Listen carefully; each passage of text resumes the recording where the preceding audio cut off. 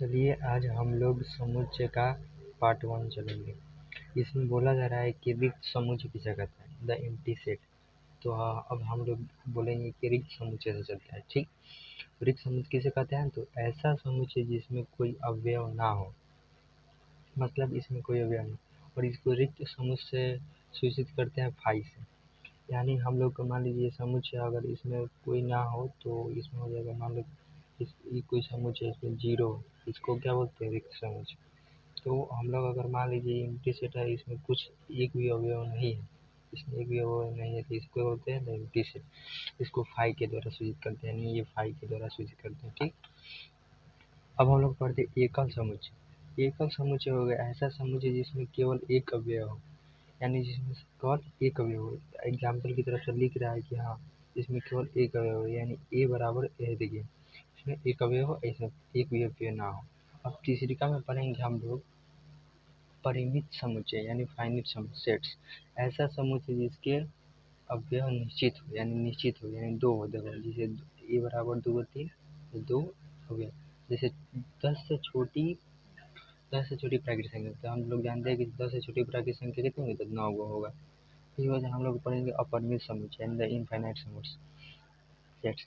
इसमें बोला जा रहा है कि ऐसा समुच्चय जिसके अवयव निश्चित नहीं हो, यानी ए बराबर जैसे निश्चित नहीं हो, जैसे 1 2 3 इनफाइनाइट।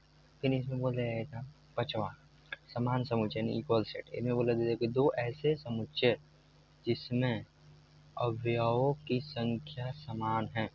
जैसे इसमें संख्या अगर इसमें 3 है तो इसमें ऐसा नहीं है कि इसमें 3 है तो इसमें भी 3 होना चाहिए, और जैसे इसमें कि समान है, जैसे 1 2 3 है तो इसमें भी होना चाहिए। भले अलग अलग हो जाए, भले इसमें अलग अलग हो जाए तो चलेगा, लेकिन इसमें समान होना चाहिए। जैसे हम लोग यहाँ बना सकते हैं कि 2 1 3, इधर उधर हो सकता है लेकिन यहाँ समान होना चाहिए। यानी जिसमें यहाँ देख सकते हैं कि एन बराबर 3 अवयव, एन बी बराबर 3 अवयव। तो हम लोग 5 को सेट देख लिए। पहला देखे हैं रिक्त समुच्चय, दूसरा देखे एकल समुच्चय, देखे परिमित समुच्चय और अपरिमित समुच्चय, और इसका समान समुच्चय इक्वल सेट।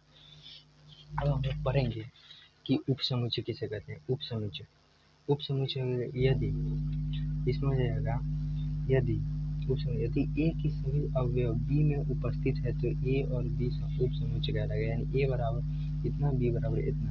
ए देखिए जैसे ए बराबर 1 2 3 है, बी बराबर 1 2 3 4 5, तो ए बी का उप समुच्चय है, यानी ए आई ये वाला हो जाएगा और बी हो जाएगा। मान लीजिए अगर होगा तो उप समुच्चय बोल रहा है, यानी उप समुच्चय को बोलते हैं सबसेट। यदि ए की सभी अवयव बी में उपस्थित तो ए बी का उप समुच्चय होगा, यानी ए उप समुच्चय बी। ठीक, और अधिसमुच्चय में हो जाएगा यानी परसेट। इसमें हो जाएगा यदि ए के सभी अवयव बी में उपस्थित है तो बी ए का अधिसमुच्चय कहलाएगा। यदि A is equal to not B, यानी ए बी सी, देखिए ए में कितना है तो इतना है, और फिर बी में ए बी सी डी, यानी ए बी का उप समुच्चय है, बी ए का अधिसमुच्चय होगा। अब पढ़ेंगे हम लोग घात समुच्चय, पावर सेट। पढ़ेंगे यदि किसी समुच्चय के सभी उप समुच्चयों को एक समुच्चय के अंदर रखा जाए, यानी सभी उप समुच्चय यानी देखिए बोला जाता है कि यदि किसी समुच्चय के सभी उप समुच्चयों को एक समुच्चय के अंदर रखा जाता है, यानी सब समुच्चय को एक समुच्चय के अंदर बिटोर के रख दिए, तो प्राप्त समुच्चय घात समुच्चय कहलाएगा। जैसे कि घात समुच्चय ए 2, जैसे ए बराबर हो गया 1 2, और इसमें हो जाएगा 5 और 1, और इसमें 2 1, सभी समुच्चय की एक जगह बिटोर देंगे तो कहा जाएगा घात समुच्चय।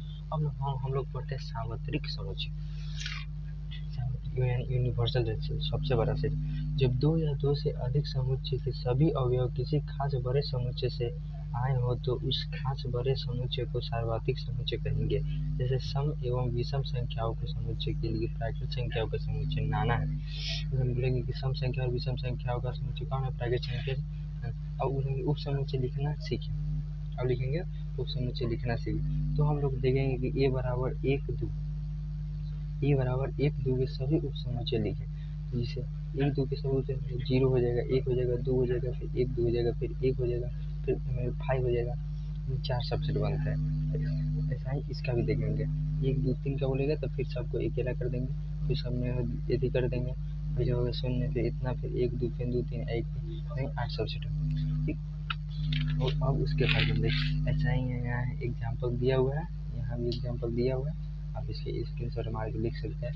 यदि किसी समुच्चय में अवयवों की संख्या 8 है तो उसके कितने समुच्चय संभव है, यानी n a बराबर 8 है, n रहता है 2 56, इसको उतार सकते हैं। आप लोग इसको स्क्रीनशॉट मार लें और आराम से उधर अब फार्मूला होता है देखिए इसका समुच्चय का, जैसे उप समुच्चय की संख्या बराबर 2na और अतिरिक्त समुच्चय की संख्या बराबर 2na-1। ठीक, आप इसे फार्मूला पर उतार सकते हैं। चलिए आज की वीडियो यहीं तक समाप्त करते हैं।